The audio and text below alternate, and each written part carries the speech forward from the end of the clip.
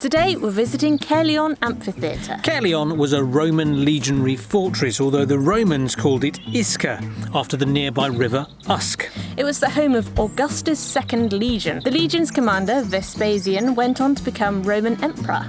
This is the best preserved Roman amphitheatre in Britain. It was built around 90 AD. When in use, it had seating for over 6,000 spectators who would have watched spectacles such as animal hunts and gladiatorial combat.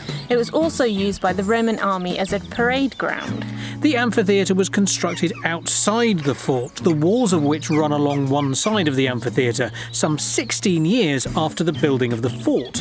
In 1926, the Daily Mail sponsored the excavation of 30,000 tonnes of soil to reveal the amphitheatre.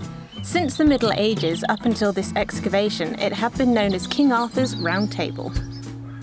Of course it had. Yeah, I know, right? So this is one of the many ways into the amphitheatre. There are quite a few scattered around the edges. Some of them would have been for the public, some of them would have been for the competitors. Imagine, if you will, that you are a Roman gladiator. You are going to be kept in this little tiny room here until it's your turn to go out and fight whatever foe it is that they have in store for you. That could be another gladiator, or it could be a wild animal. It could be all sorts of things. You never know. But if you're Roman, or at least you worship the Roman gods and you're being kept in here, then behind me here, this little alcove is a shrine. You do a bit of praying, make an offering to the gods, and then when you go out, you can feel certain that the gods will be on your side, that you have appeased them enough to allow you to win. Above you sits some wealthy family or a bunch of dignitaries in their private box as they wait to watch you go out and face your foe. So these steps take you out onto the seating area where you can sit and watch the spectacles taking place below you. Otters' noses, get them while they're up, they're lovely. It's really hard to imagine that these seats, A, would have been higher up, and B, would have been full of people shouting and cheering and generally making a ruckus. Right now, all you could imagine being held here is Shakespeare, bit of light theatre, whereas this was a whole another level of entertainment. From the outside it looks quite small, but once you get in here you realise it's not small at all. The view from up above must be something spectacular, especially if blood and guts and gore are being spilled. The Romans were slightly more civilised than just a matter of beating the living daylights out of people.